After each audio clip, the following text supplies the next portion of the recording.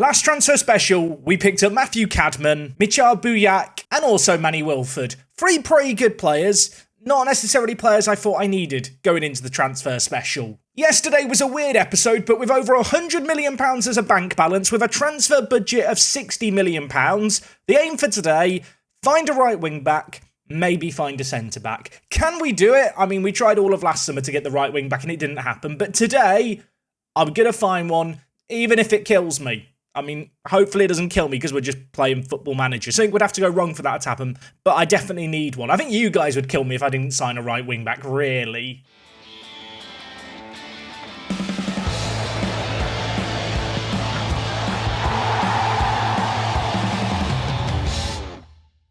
Yes, folks, how is it going? Welcome back to Part 2 Prem. Yesterday, we had the off-season special. You guys seemed to enjoy it. It was a little bit different. It was a little bit chaotic. Today, though, I do actually need to do some transfer business. It is the 8th of July in-game. I've played a couple of days just off-camera. Actually spent that time just scouting a load of youngsters, really. Just looking at players aged 21 and younger and just seeing what was out there. There's some quite good players, it turns out. A few more that we're looking to scout, so who knows? Maybe like last summer, we'll just end up signing a load of young centre-backs. Speaking of transfers, though, kicking things off today, couple of sales that I managed to get done over the last week. The first, Darren Dixon is going to Besiktas. Every summer we sell a centre-back to Besiktas. Darren Dixon is homegrown at club, but at 20 years old, it hasn't really shown signs of improvement in the time he's been at the club. We've received a bid of £9.75 million. It could rise as high as £12 million.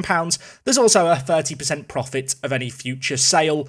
I'm going to be honest, he's nowhere near the first team. This is good money. And elsewhere, Aboubakari has agreed to join Union Berlin. It is a £3.5 million deal, but 50% of any future deal. Aboubakari is a loyal servant to the club. A player who's been very, very good for us over the years. But truth be told, now we're in the Premier League. Now I want to at least be aiming for a top half going into this coming season. He's simply not good enough. 3.5 million isn't great money, but with the sell-on clause, if he does turn out to be some world beater over in the Bundesliga, at least we get a little bit of a kickback. Just in some other news, Colin Gilroy. Remember Colin was really happy last episode that we actually had a bid because I thought we were going to make a loss on him. Yeah, he's turned down the move to Luton. So with those 2 sales, our transfer budget actually now sits at over £73 million. Our overall balance is £111 million, which is absolutely bonkers. And our wage spend has crept up a little bit. There's still lots of money to make signings happen. Behind the curtain here is a YouTuber between episodes, and especially if I get to where I know I need to record an episode, but I'm not going to record it right then and there, I'll often spend just half an hour sorting stuff out in the save game, be that team selections, be that staff, be that scout reports. It's kind of the one opportunity where I kind of can take my time a little bit more when I play the game. And between last episode and this episode, I was looking at kind of our lineups, and obviously this is the lineup that we made of our best 11, with a few gaps in the team that I'd like to fill. I was having a look at how we'd look with kind of a rotated 11 with a completely different lineup. And when I look at this team, considering this is a completely rotated team, it's pretty blooming good, isn't it? This year, I would love to give Sven a little bit more game time. At 18 years old, he's playing regularly for the Norwegian national team, a player who will probably mostly play for the under-21s, but alongside Volshak and Warunga, if we have situations where, you know, there's a few dead rubber games in Europe, maybe you've already qualified for the knockout stages. It's a back three of players all under the age of 20 I could call upon. And also, you might spot here, Greg. Yeah, I do feel like I want to give Greg some pity appearances this season. I suppose naturally, with us being in the Europa League this coming year, we're going to be playing a lot more matches over the course of the season. So rotation's going to be easier. Should be more possible, I suppose, to give game time to all of our players. That might come at the cost of performances, but given our young squad, given how we've approached things, it's not exactly like our players are expecting us to get into European football year upon year upon year. We're trying to be quite sensible with our spending. And when you look at how young our squad is, I feel like just all these extra games, a chance to rotate things more and give everyone a bit more game time is going to be a good thing. Now, order of the day is definitely a right wing back. And I saw Volder here and I got excited about Volder, but Tottenham have made a bid of over £24 million for him. Now, is Luke good? Yes. Is he £24+ million good? I don't think so. Am I just being too tight with my pennies? I mean, if Big Knot was an overpay, no one can convince me that Volder here would be a sensible transfer at that kind of money. One player who did catch my eye a little bit is Rico Lewis, who of course is actually a real footballer. One of the few real players still out there. If we just compare him with Gutierrez, he's not much of an improvement, sadly. Even though my scouts like him, even though I like his hair and, well, he's just generally a pretty good footballer, a recommendation of an A-. Just not enough of an upgrade to justify spending what would be an 8-figure sum on him. I feel like wingbacks in general are hard to find in Football Manager, so I have just switched the search to fullbacks. And one man who's come up here is Luis Ganino. He plays for Brentford. He looks okay. The wages are a little bit of a concern. And also, he has no concept of right wing-back yet. But as a wing-back on attack, there is a lot to like about this man. Compared to Gutierrez, he would be an improvement, maybe not a monstrous leap forward, but he's only on, 4.4 to 6.4 million pounds as a transfer value? He's in the last year of his contract as well. Wonder if I could sign him. I've had a £6 million offer accepted for him, which is great. I love the look of this guy. The issue, I think, is going to be the wages. Like, he's not an amazing wing-back, but for £6 million, he's definitely an upgrade, either-footed. He loves big matches. He's super consistent as well. There really is a lot to like. How much is he actually going to ask for? He wants to be an important player. He wants to be a wide centre-back. I can make you important. I can't make you a centre-back, son. Apparently his agent has an unfriendly relationship with me. At least he doesn't hate me. Our current highest earner is on £52,000 a week. So, with that in mind, I'm going to go in with a 55k offer. It would make him the highest earner, but I do desperately need a right wing back, and I think he is actually a pretty good fit.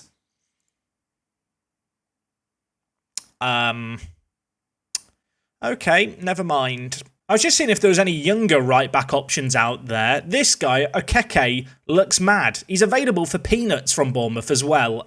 He's English, he's 19, he is about to turn 20, but for £1 million, I'm kind of tempted to sign him with a view just to try and sell him on. Apparently he only wants to be a breakthrough player. He wants to get a loan move as well. I mean, if he has this potential, he could be amazing.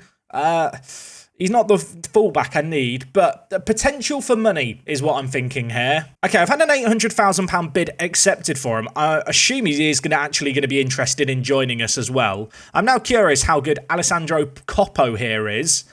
And wow, okay, this guy's really good. He's 18, he's transfer listed. He has got injury proneness as a bit of a concern. Yeah, he has had a few injuries in his time, but perfectionist personality.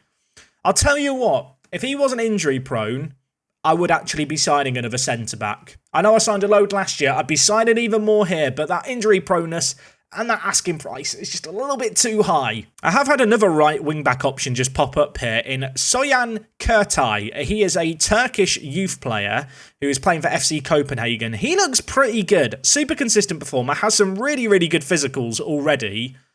I mean, he can play wing-back technically, although with 5 crossing, I'm whelmed. He's not quite Adu Jamfi Mark II, put it that way. There's one player in this list I've not got scouted when sorted by value, and it is Stefan Leonte. He actually looks okay. He looks pretty good. Fairly professional personality, some good determination, really nice physicals. He just doesn't rock my world, I think is the issue. I mean, he's not the starting wing-back, is he? You know that, I know that. This key player I remember looking at earlier on this season, Simon Roger Elunga. 19 years old, can play left mid, can play right mid, can play centre attacking mid. Could I train him to play roaming playmaker as a defensive midfielder? I mean, 11 marking, 11 positioning. As far as roaming playmakers go, at 19 he looks very, very good. Also already has the comes deep to get ball and plays 1-2 traits, which are quite nice. Apparently he'll cost me 20 to 30 million. He's 19, he is very, very good, although he is about to turn 20. When you compare him with Hame, he might be better, and he's 6 years younger. Okay, let's get some negotiations going here. I don't really want to pay all the money up front. 20 to 30 million. I'm going to offer them 22.5 million, but it has to be 10 million up front and 12 million over 3 years. I'm really not sure I want to go much higher than this. 15 million pounds up front, 15 million pounds over 3 12-month installments. They've accepted that. 30 million pounds for Simon Roger Elunga. Not only a fantastic name, but he looks like a really good player to me. Am I going crazy? He seems really, really good. When I look at things here, actually, of all the players 21 and younger we've scouted, he is the man at the top of the scouted list in terms of current ability. I'm now curious if I should just look through the rest of this list. There could be more players here that I've just missed. Mulanessa here is pretty good. Angolan international. Love that. Unfortunately, super inconsistent, injury prone. he needs to grow a little bit more. Also, he's almost 22. He's just not quite it. Patrick Gullen was relegated with Dusseldorf. Good player, not a great player. We've already got one Danish centre-back, Sebastian Dabelstein Flegard. I mean, that sounds like a fantastic name. I wonder how old he was when he was able to write his full name. I always feel sorry for people with long last names and long, complicated first names. I got lucky. Jack's a very easy name to write when you're growing up, when you need to learn to write your own name. Sebastian here, super consistent, 18 years old, available for £7 million. That is a minimum release clause that exists. I'm tempted, you know. How many young centre-backs would you like to sign, Jack? Yes, is the answer to that question. I was meant to find a right wing back, and I've got distracted, and I'm just looking at players who are 19, who have good current ability, who could have some really high potential as well. I mean, let's be real for a moment. It worked last season, so logically it's going to work again. I've come to the conclusion that right backs of all ages just don't exist in this universe. I mean, you can see how many of these players I've scouted here. There's none that are that good. You would have thought maybe over the last kind of 12 months, you know, since the last transfer special, I would have sat there making a short list of right wing-backs. Maybe that's my job for next summer. I'm just wondering, maybe there is a right wing-back option that I could loan in for the year? Possibly? Maybe? Of all the loan listed players, the only player who I could even really consider as a starting right wing-back option would be Julius Thomas here. I don't think he's that different to Machete, though. I say that, he's like the evolved form of Machete. He's a little bit better in all the areas except attacking-wise. Compared to Ryan Hunter, he's definitely an improvement. Compared to Gutierrez, I'm even less convinced. All this comparison has done is made me think that maybe Machete could play right wing-back over all our other options. I don't even necessarily think it would be the most stupid of ideas I've ever had here at Guernsey. I'm now here looking at transfer-listed right wing-back options. Nathan McCarthy here. He looks pretty good, actually. He's really good. 28 years old, Jamaican. £15 million, though. £15 million. And he's on £62,000 a week. It's not cheap, but he does actually look quite good. He has no obvious weakness as a wingback. Obviously, 11 in some of these attributes is less than ideal, but wingback is just a super demanding role anyway. I was umming and ahhing about McCarthy here. There is actually one thing that is convincing me he might be worth signing, and it's the fact he's got professional personality with 17 determination and presumably some high rep because he's played for the Jamaican national team so much. With that in mind, he could be really good for mentoring. They want £15 million, but he is allegedly maybe available for loan. I'm looking at these loan terms. I honestly feel like I'd be better off just signing him permanently. They want £15.5 million. I'm going to try offering them £8 million up front and £8 million over 3 years for him, which they are going to accept. That's good. I mean, it's not a cheap transfer, but I do feel like he could be an okay right wing-back option. I mean, Everton signed him for £27 million last year. We're getting him for almost half that. I'm just comparing him with Adu Jamfi, who of course is our left wing back. They are very, very similar in terms of actual ability. Of course, Adu Jamfi is 19 years old rather than 28 and was also signed for £6 million. But I don't think I'm going to find a better right wing back than McCarthy here. Having seen Kevan Williams leave us and then retire immediately, he decided that, you know, League Two not scoring there was an issue. I need a new Jamaican player. We need to continue on Williams' legacy. My only concern with McCarthy is how much is he going to want a week? And the answer is £79,000 to £100,000. That's a lot of Wonga. Okay, he's coming straight away and gone, £81,000 a week, please. I don't really want to pay him more than £60,000. If you get 20 goals and assists, I'll give you £1 million. I'll include a relegation release clause as well. I feel like we're beyond the kind of worry of relegation now. If we get relegated, you can leave for £5 million, no questions asked. And if you get in the team of the year, you can also have £1 million. That's a fair contract. I guess the relegation release clause convinced him. £60,000 to Nathan McCarthy? In the context of our team, that's a monstrous offer, but I'm sick of right wing back being an issue, and I feel like between his ability to potentially be a really good tutor with his professional personality and determination, the fact that at 28 we will still get a few years out of him, he could be good. I have just noticed he's injury prone. I'm just looking through his injury history. He likes to tear muscles. That does scare me slightly. Maybe I should go and find other right wing-back options. I have just offered Akeke a contract, £20,000 a week. Not a cheap contract. probably going to look to loan him out immediately, but for the fee that we're paying, £800,000, I think he's got the potential to be a player we can flip for some good money. We've also had our offer for Flegard accepted. Of course, that was a release clause of £7.5 million. I would love to get in another Danish centre-back. He does look very, very good. To be honest, the contract that he's offered me there seems pretty agreeable. I'm just going to offer him what he wants. Apparently Midtjylland want him loaned back for the year. Absolutely not. And last but not least, Alunga. I would really like Alunga. I don't know if he's worth £30 million, but I think he is. He's interested in negotiating terms, but there's other appealing options elsewhere. He has more interest in joining Blackburn and Middlesbrough. He's clearly never been to either of those places. Will be established in the Premier League. You can be an important player. How much a week does he want? He wants £44,000. That's actually not that bad. I'm actually going to up this to 52, which is in line with a lot of our other current top earners. He does want this wage rise after international appearances. I don't love that. I'll tell you what, if you play 10 games for Belgium, you can have £60,000, but he's got a minimum release clause. It's 93 million though. I can live with that. He wants a relegation release clause of 47 million. I'll tell you what, I'll lower the relegation release clause to 30 million and hope that between that and a slight wage rise, he will choose us over the other options out there. It's all very good meeting a player's demands, but if you're going to be butting head-to-head with Leipzig or, well, Blackburn and Middlesbrough, you need to offer them a little bit more than maybe what they're expecting. I do feel like Alunga here, though, would be a really, really good player for us to pick up at 19 years old. Loads and loads of potential for the future. I think in the immediate term, we'd straight away be training him to play as a defensive midfielder. Would there be a world where he could play alongside Jaime? I'm not entirely sure. Would he be the kind of player who forces Jaime out of the first team? Did I just really say that? Maybe. You know what? When you compare the two of them, I could see a world where Jaime's on the bench this year. He's one of those players where when we were first promoted to the Premier League and we didn't really have any pulling power, he was an absolute steal.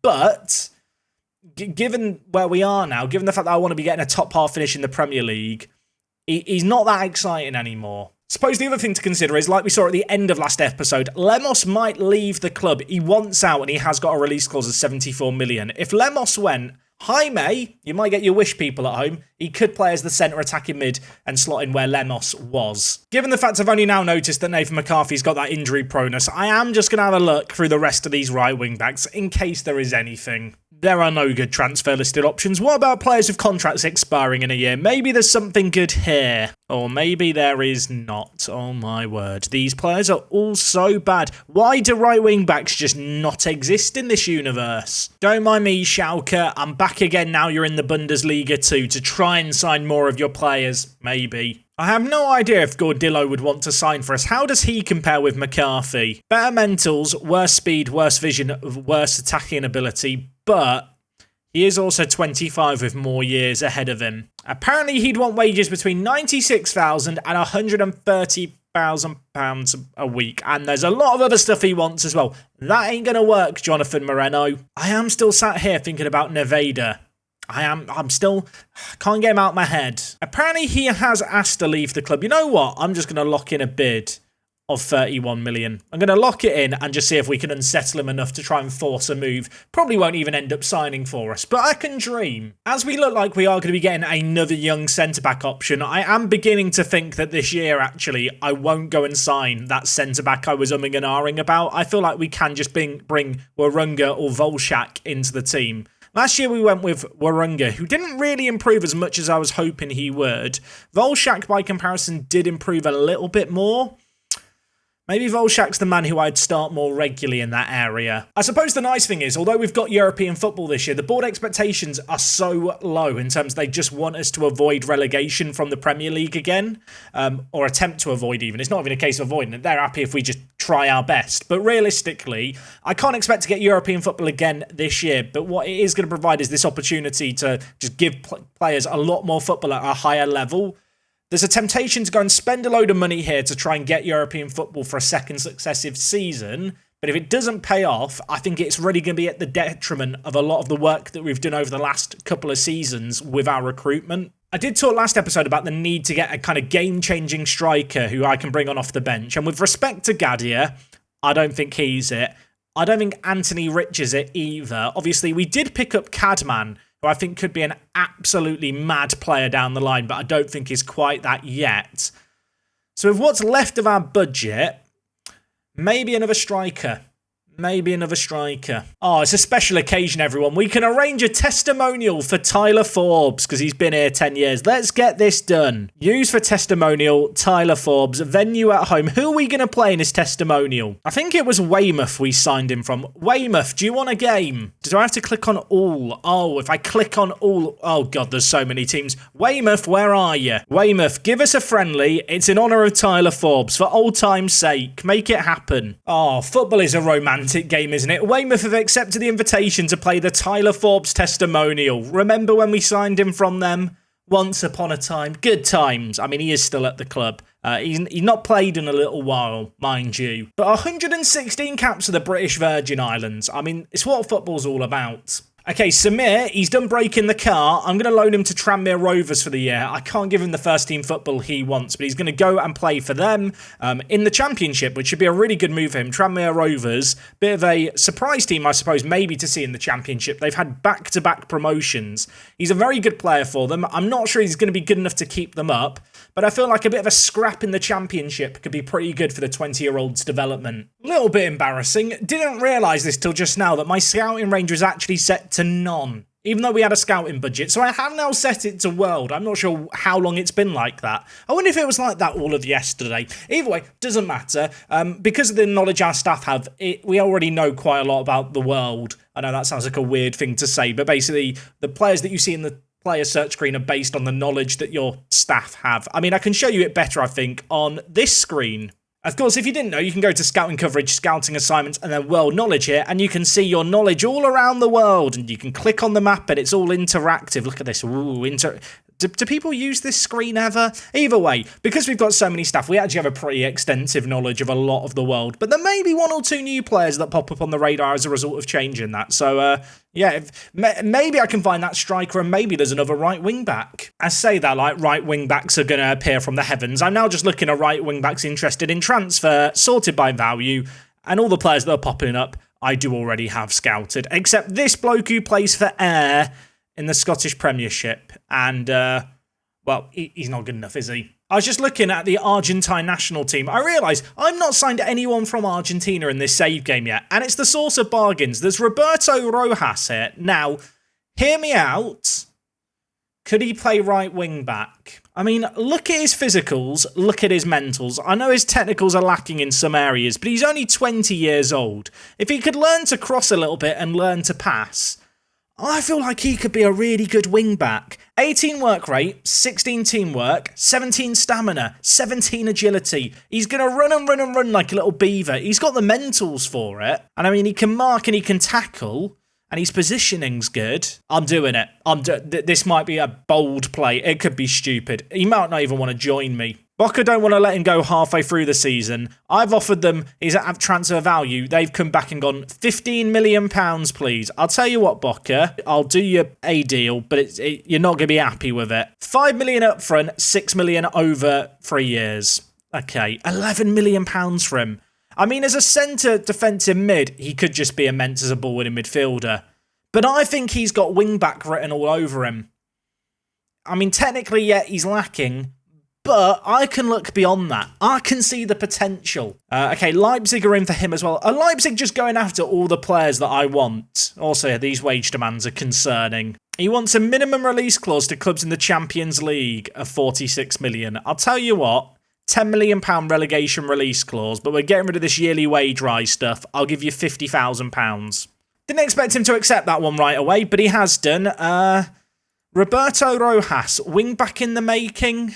Probably should get him scouted as well. I mean, worst case scenario, he doesn't work out as a right wing back. He could still be absolutely mad in our defensive midfielder spot at 20 years old. I mean, technically, he has nothing going for him other than his actual technique and some of his defensive stuff. But the mentals and physicals, whoa. You know what? While we're here, because I've not looked at Argentina recently, let's just scout all their youth teams, because there might be good players here that I've just not stumbled across yet. I've got all attached to Rojas before I've even signed him. No, my scouts are going to look at him and go, yeah, he's already at his maximum ability, and I'm just going to feel sad. Okay, we have just played the testimonial for Tyler Forbes against Weymouth. He came on off the bench in this game to get a 6.6 rating. Tyler, thank you for your service, mate. You've not played in a while, but thank you for the service you did provide 10 years ago. I think the thing that is really convincing me that Rojas could be a right wing-back is this comparison with Nathan McCarthy. I mean, I need to get the scout report back for Rojas, but when you look at it like this, there is absolutely no reason to sign Nathan McCarthy if Rojas is available. I am fully aware, too, not many people would probably do what I'm planning on doing with Rojas, but that is the beauty of Football Manager. There is no right or wrong way to play the game, and for me personally, one of the most rewarding parts of the game is trying to do something a bit out the box, something that, on the one hand, not many people would think to do, but on the other hand, I genuinely think could work.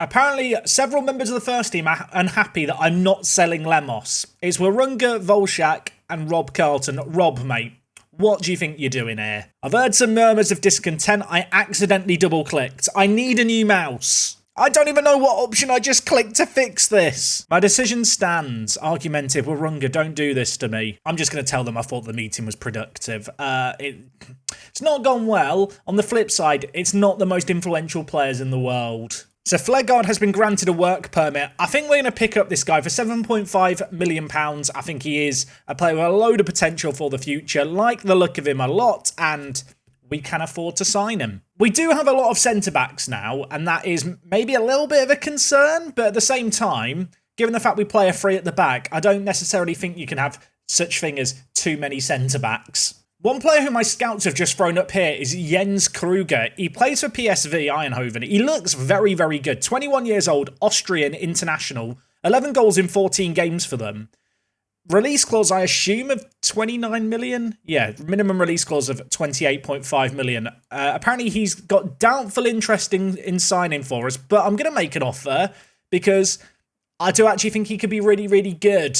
Last episode, we discussed the possibility of Big Knot becoming more of a sub-option, and if I could sign Kruger, that's probably what would happen. Okay, never mind. He feels playing in the Champions League is important.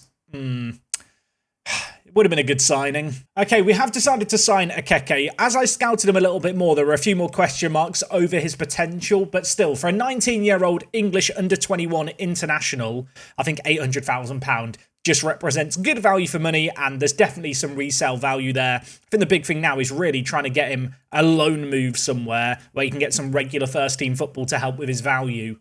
I love this. Apparently Big Knot's been showing remarkable improvements over the last couple of months, and then I click on him and there's loads of red arrows everywhere. Just Football Manager things. Tottenham have signed Walder for 24 million that could rise up to 31 million. That is mad. I've been asked if I want to confirm the McCarthy deal. I'm going to delay it. And the reason I'm going to delay it is because I still want to find out about Rojas, who I have had the scout report back for. He has potential. He's super consistent, super adaptable. I know he can't cross for Toffee. I'm signing him. This is my man. My right wing back. I found him. Also, Alunga is waiting on a work permit, so if we pick him up for 30 million, that will be a new record transfer. A few years ago, you might remember we picked up Sam Carpenter for 350k. Has had a couple of very unsuccessful loan spells in League 2, but fret not. Stoke City to the rescue. They've offered £3 million for him. They can have him for that price. I was about to loan him to Preston. Sorry, Preston, you can't have him anymore. I'm taking a gamble during today's episode. I've got tomato soup here, which I'm just drinking from the pot to save on washing up.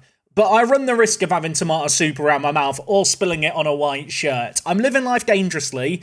If there's a point later in this video where my lips are orange or red, I'm not a vampire. It is tomato soup. Also, this isn't an ad, but Bol, I don't know if people know, but Bol, very good, like, microwave soups. Recommend them highly. Again, not an ad, but if someone from Bol is watching this video, stand by people, talk to your people. I like your stuff, it tastes good. Apparently Rojas is already a decent Premier League player, so at the very least, we could play him at centre defensive mid, but no, he's the right wing back of my dreams. And also, we're waiting on a work permit decision that's going to be made on my birthday. Oh, it's going to be the best birthday ever. Leipzig have made an offer for McKillop. £25 million up front and then £775,000 per league appearance. Potentially worth £33 million. I don't think that's a good deal. I think that's awful. I think he's going to be better than they realise. Okay, Rojas set to sign for us for £11 million, £5.5 million of it this year, of course. Like a lot of the deals we're doing at the moment, we are doing it in installments.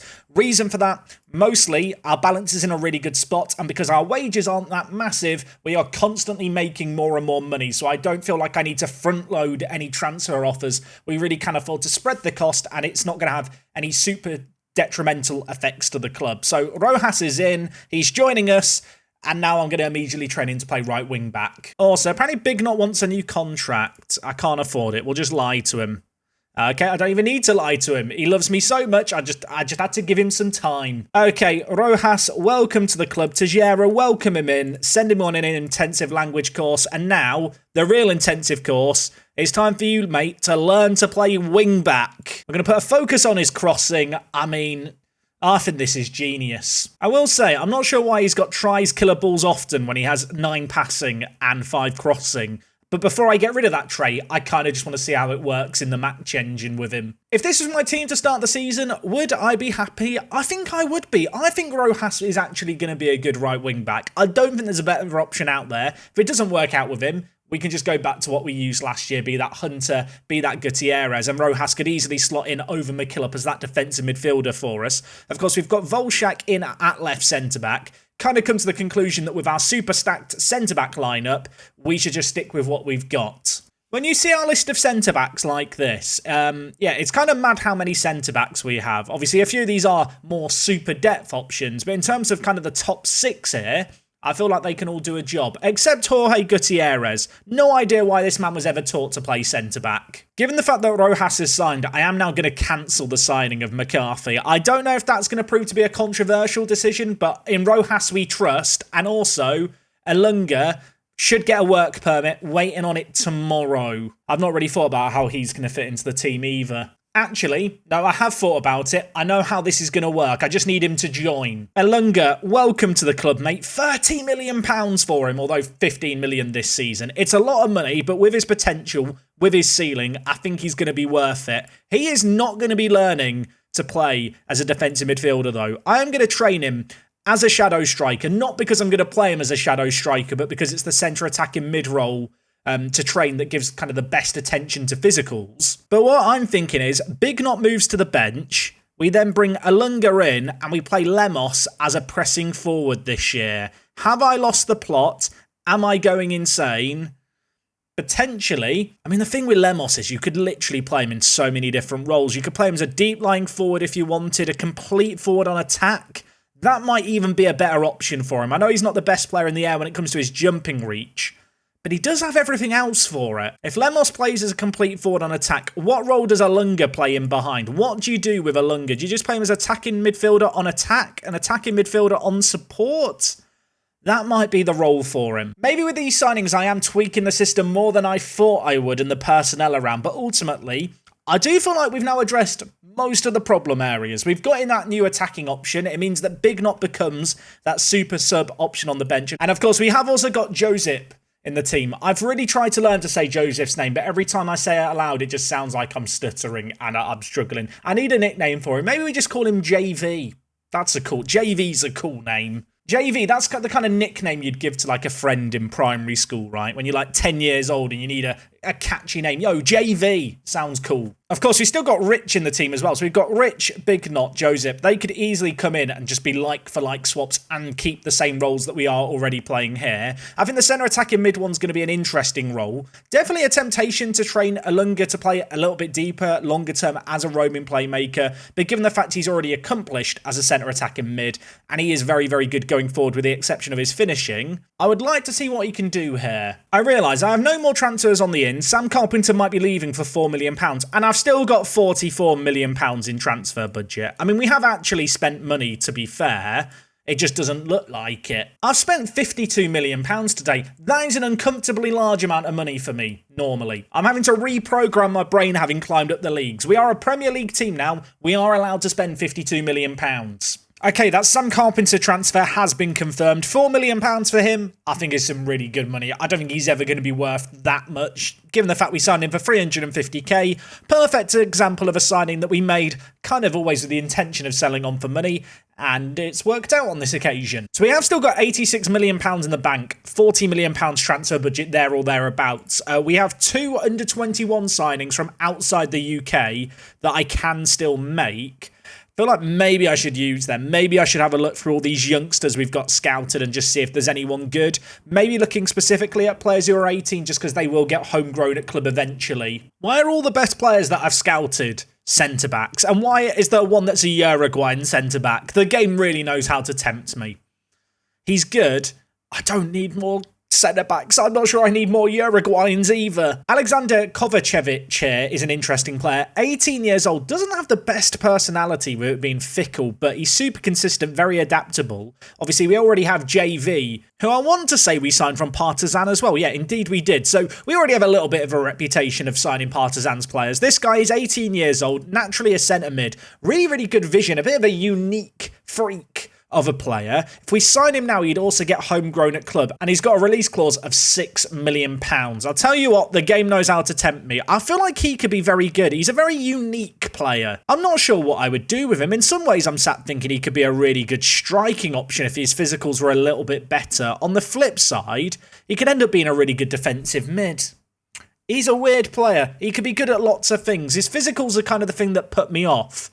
But for the price of £6 million, I think he's just worth the punt, to be honest. Brentford have made an offer for Jeff Pell. He was our backup goalkeeper last year, but with the new goalkeeping additions, we don't really need him anymore. They're only bidding a kind of pitiful amount, to be honest, for a player of his current ability. I mean, we signed him for 650k. Let's try and get the 650k we paid for him. He's not really, I don't think, ever played for us. So if we get the money back, which it looks like we will do off Brentford, I consider that a good deal. Totally forgot, by the way, that yesterday we signed Manny Wilford. It feels like a lifetime ago that we were loaning this guy in. I think he might be our best transfer we've done all window, especially if we can eventually sign him for that £7 million.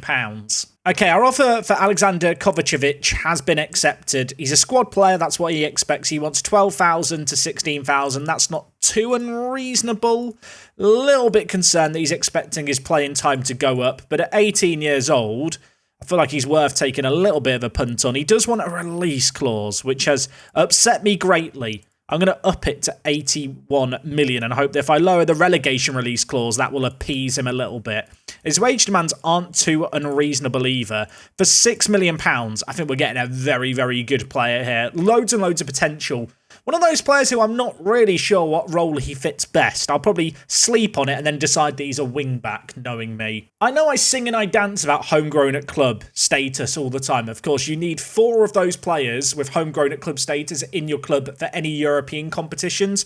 Right now, we've got 3, although I have got a couple of players in the youth team I could look to promote. You can see as well, we've got plenty of players due to get homegrown at club. Lemos, if he doesn't leave in the next 12 months, will be one such player. Beyond that, lots of players in 2037 to hopefully get homegrown. So it's a consideration for now. Longer term, it might not need to be quite such a big consideration. That said, I don't know about anyone else. There's something very rewarding about having a squad full of players that you've kind of developed yourself, that you didn't buy the ready-made article, you made that article what it was, and then rather than give in to PSG and sell them for hundreds of millions of pounds, they stuck by you, you stuck by them, and they win you a Champions League. That's what I enjoy in Football Manager anyway. I do find it mad that with World Scouting Range and Transfer Listed status listed, the most expensive transfer listed player in terms of value that would join us is a £22 million centre-back who plays for Sheffield United and isn't very good. I know that value isn't necessarily a reflection of players' abilities, but you can see here there's 569 players transfer listed who might be interested. If I now just untick this, suddenly there's 612, and there's some very, very good expensive players at the top here that have no interest in joining me. All I'm saying is Emery Tezgel, I would quite like to sign. Maybe not for £86 million, but just having that option there would have been nice. I know the difference in players is only 50, but the difference in those 50 players versus the players that I can sign is rather vast. I mean, Makoko for 32 million. I know he's 30 years old. That's the kind of transfer I'd seriously be considering if I had that little bit more money and that little bit more pulling power. But despite being in the Europa League, we are seen by the world still as little old Guernsey. So Kovacevic has had his work permit accepted. That's really good news. £6 million for him, I think, is a bit of a bargain buy. Not sure where he fits into the first team, but we have some money left over. Wanted to get in another youngster. I think we will leave our last under-21 signing just as available. So if anyone pops up in January or even before the end of this transfer window, I can actually make the move for them. Comment question of the day. Alexander, what would you do with him? Should I be training him as a striker? Would I be an idiot to train him to play defensive midfielder as a roaming playmaker option for us just so he can play there? The more I'm looking at him, the more I'm thinking, for now at least, we might train him as a shadow striker, try and work on his physicals a little bit, try and work on his work rate and stamina. I think in terms of his individual focus, we'll probably flick it between endurance and quickness training kind of every few months just to see if we can get some improvements there. But all in all, 18 years old, I think he's going to be a useful little player who, at the very least, we should be able to get more than £6 million for down the line.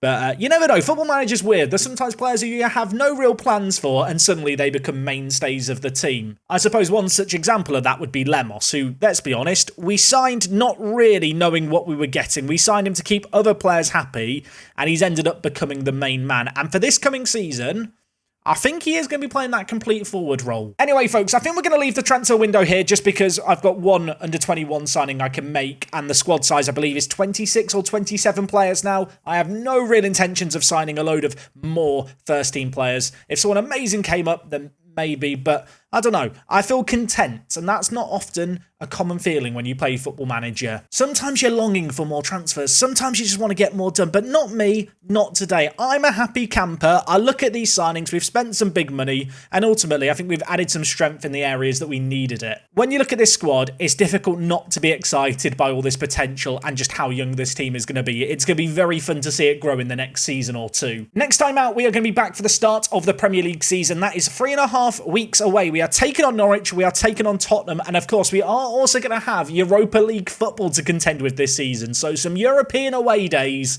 are going to be on the cards. I'm very excited for that. If you have enjoyed today's video, please do make sure to drop a like on it. If you've got any comments with regards to my transfer business, the right wing-back situation, have I lost the plot? I think Rojas is the man, and maybe I've got a plan. Could just be an idiot, though. That is also possible. We'll be back tomorrow to start season number 14. Until then, take it easy. It is me, Jack, and I'll see you all again tomorrow.